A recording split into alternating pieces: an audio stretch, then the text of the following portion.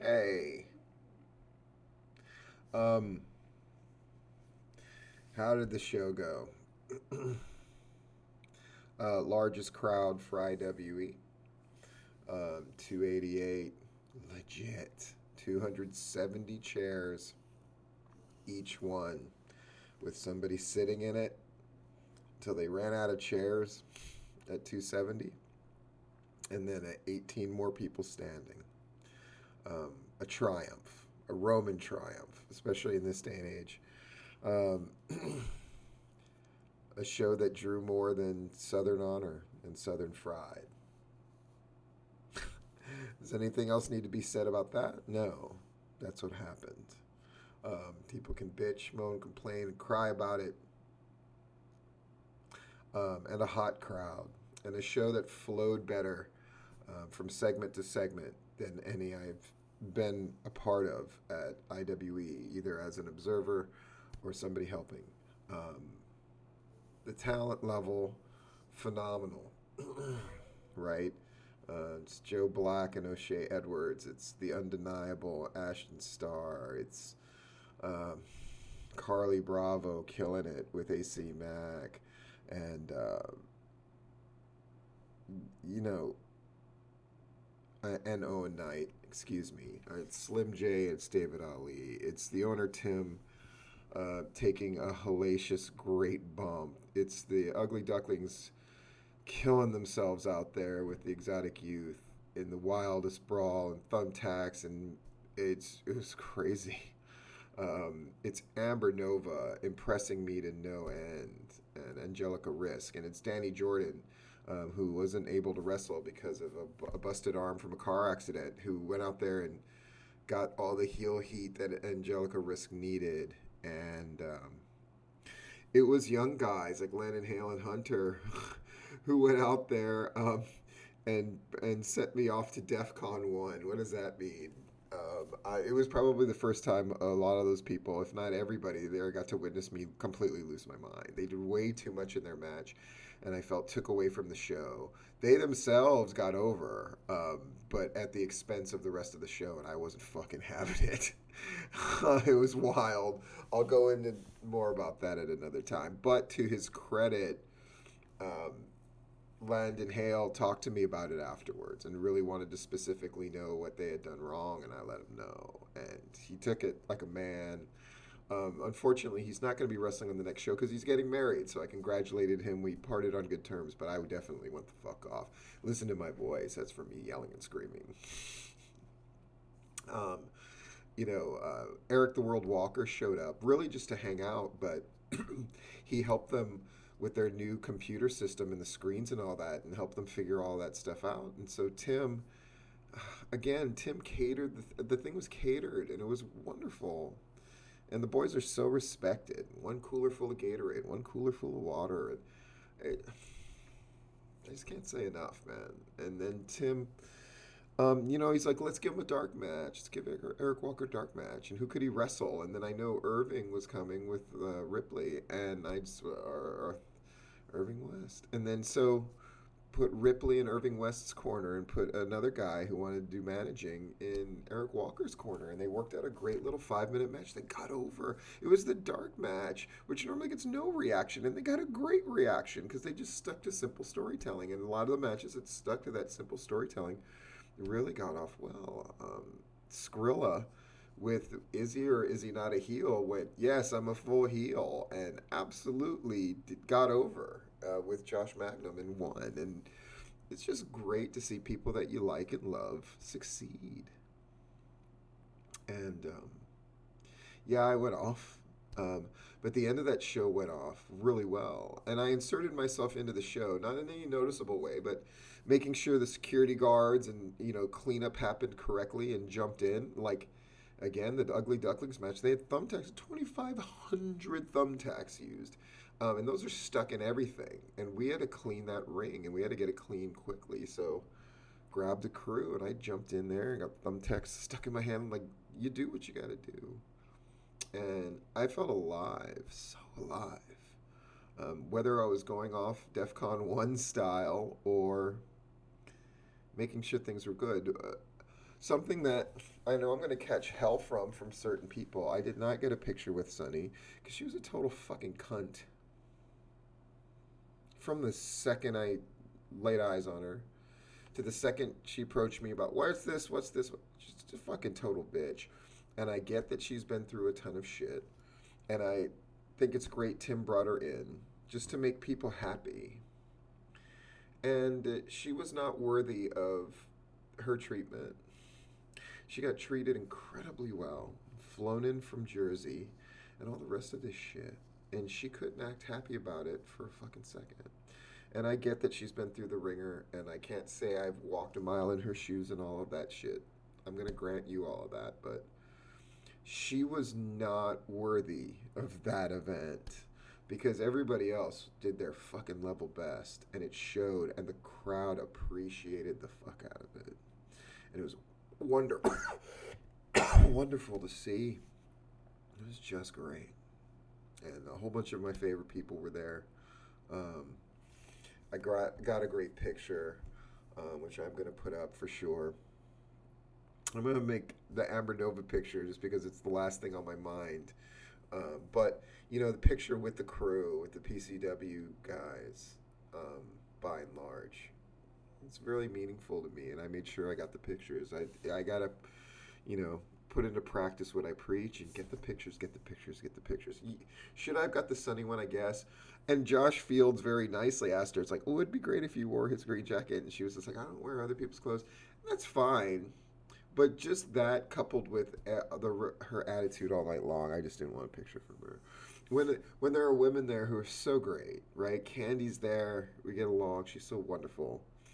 Sadie, who's there in Man's Skrilla's table. She's so great. I really like Danny Jordan every time we work together. I think more and more of her.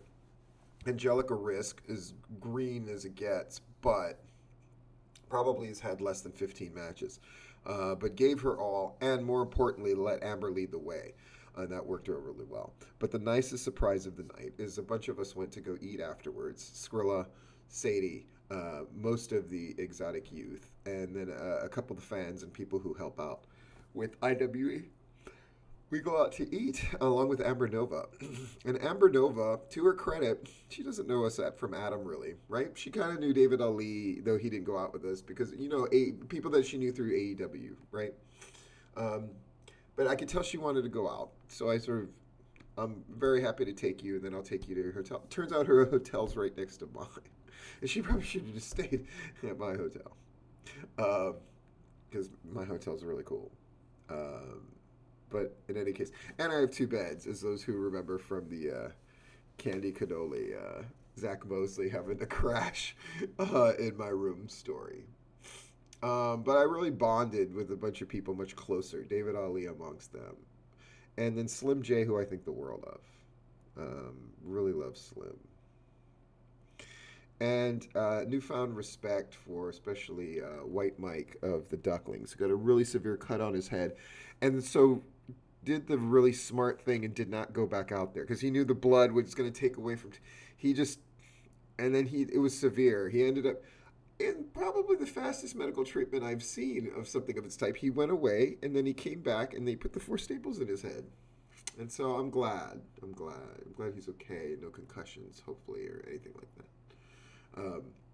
And it made for a logical story of it took 3 exotic youth to put down the last 2 ugly ducklings that were left. And I went off because they had a false finish that should have got a huge pop as Rob Killjoy fought back, and managed to kick out after taking huge moves. But they had already done that in the throwaway match earlier that I went off about. And I'm just going to say it because it happened. They hit Destroyer. They did all this huge stuff to Rob 1, 2, and he got his arm up. And the crowd reacted, but very mildly. And the reason is they had seen almost that exact same series of events in the throwaway match between Hunter and Landon Hale. And I walked back there and I got Landon Hale's face and I went, you fucking killed that false finish for them because you fucking guys did too much. And that made it so he couldn't kick And him kicking out meant nothing. That's why you don't fucking do too much. Brutal. But they'll never forget it. And someone's got to teach. And that's what I'm there to do in part. But the show went incredibly well. And then hanging out afterwards was just fun. Everybody's different levels. Not everybody, but most everybody's like high or drunk or whatever. And Amber Nova and I sat across from the table from each other and vibed and talked wrestling stuff. You know, a lot of stuff gets thrown around of so-and-so should be assigned, so-and-so should already be signed, so-and-so should already be signed, so-and-so should... unequivocally, and there's no reason that it shouldn't have happened already, Amber Nova should be signed to AEW or WWE. Much less Impact or whatever, but WWE or AEW, Amber Nova should be signed. You know, an affiliation, she has nothing to do with Jason Rand. She has no affiliation with the school. She never dated the dude. Like, she's got nothing to do with them anymore. She happened to train there at one point. But she's also been trained since by guys like Hector Guerrero, etc., etc., etc. It pains me that she's not signed. It pains me that she doesn't get used more, even at AEW. And she needs to. Because she said it herself first, but I agree, and it applies to her from me as much as it applies to me from her. Which is, people who really have a good head on their shoulders in the wrestling business are few and far between. And I like to think of myself as one, and she certainly is. And it was delightful. And it was wonderful. Was it great seeing Hankins and Shane Marks and Brian Blaze and those guys laughing and joking while they're watching the matches? Yeah, it's wonderful. And it's wonderful to see people that you help out or that you talk to or listen to your advice do well when called upon. And it makes me look good. Selfishly, I'll just say Eric Walker being that guy makes me look good. Irving West and Ripley jumping in there make me look good. And I appreciate it. And frankly, everybody sticking to times as much as possible and not stepping on each other's finishes and stuff makes me look good because it's a big part of why I'm there. And I gotta say, people like Sonny, like, that don't understand how well you're treated. Is there another wrestling show that flies people in and pays them more than their usual going rate? I would say no. IWE, mark my words, is going to be the number one spot where people are going to want to work, if they already don't know. And rightfully so. But just know, on show days, I'm already at Defcon 4, and I'm going to insist on, until Tim kicks me out, I'm going to hold IWE to every bit as harsh a standard for the people who perform on it as I did for PCW. And those stories are legendary because I care about IWE, and I care about Tim, and I care about the men and women that work there. Very much so. And I'm proud of that show. And I will just say it outright. They have earned their spot at the table. And ask the people who work that show. Ask the fans who go to that show. And look at the sheer numbers and quality of talent and the quality of booking at that show. And tell me they don't deserve a spot at the table. Folks, they've got one. And you can argue all day, well, it's because they book you and you help them out. And to that I say, yes. Because I make sure, not that it necessarily wasn't that before, but I make sure that that show is a great wrestling show. And I make sure the vision of Tim and the stories that they are trying to tell come through in the most coherent, clear way possible. And the wrestlers appreciate having a set of eyes and a brain that cares and knows about wrestling to talk things over with. It is a wrestling show. It's not a vanity show. And it's a show where that promoter really gives a shit, which puts him in increasingly rarefied air on the Georgia scene. But that, coupled with the fact that he doesn't cheap out, that makes him rarer still. And the fact that they do have a vision and they are marching things along at a pace that is causing a natural, organic growth to happen, as opposed to groups that are withering on the vine and dying. We've had shows that went down by over 50%. IWE has been going up steadily, and then they had the aberration at the same time everybody else's numbers collapsed. Theirs collapsed to 200. Not that bad. But now they've risen up to almost 300 in one show. And it's only going to get better from here because the Overkill versus Tim angle,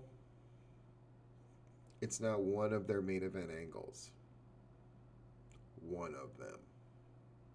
And now we have, and all the lemons are getting turned into lemonade. Yeah, White Mike got hurt, but then that made the story greater of the Ducklings trying to overcome impossible odds and not being able to quite do it. But now you got the Undeniable there, who are going to be put in a program with the Exotic Youth. Two the top groups that are probably going to be up for group or tag team of the year being put in a war against each other. And Overkill, the group that started at IWE, is now beginning to really try to take over. But at the end, it's Hammerstone and Slim J, unlikely allies, who came and cleared them out. What does that mean? Lots of great stuff happening there.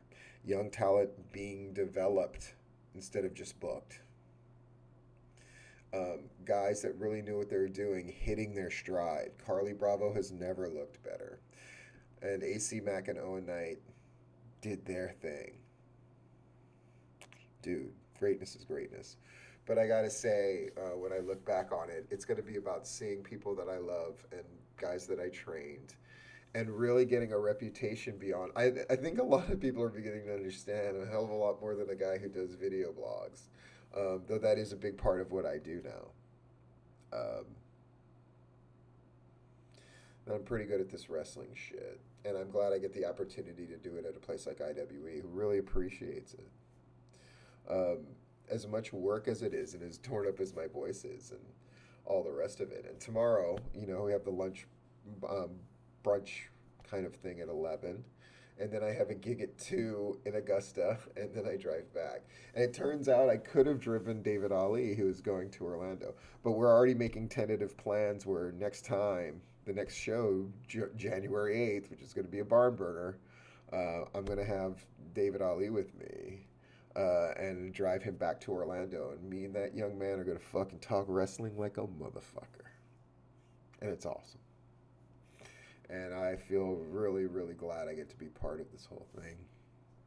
And Amber Nova, sign that woman, because she can work. She's got a mind for this thing. She puts in the work. Her body is ridiculous. There is no bot. The female equivalent, in the best of ways, of Rick Rude. In the best of ways. I mean, she is in that rarefied air as far as the look and shape of her body, but still having that good-looking face. It's her and Jade Cargill in a category by themselves. But she's got the mind and she's got the experience, but she's still youthful. My God. WWE, if you give one scrap of fucking anything about wrestling, you're going to sign her. And AEW, I know your women's roster is pretty full, but there's always room for true talent and true beauty. And she's got both. And a brain that works awfully, awfully well when it comes to this wrestling thing as well. I believe she used to be an EMT as well. So she's just got the total package, and someone needs to sign her. That's my big takeaway. Of course, I'm biased because we sat across eating and talking to each other, and I just think she's a darling. And I'm looking forward to seeing her and O'Shea Edwards and possibly other people, I assume Hammerstone as well, at the brunch tomorrow. And so maybe I'll have one more Wrestling War Journal about that. We'll have to wait and see. But I need to get to bed. Do do do do do do do do do do do do do do do do do do do do.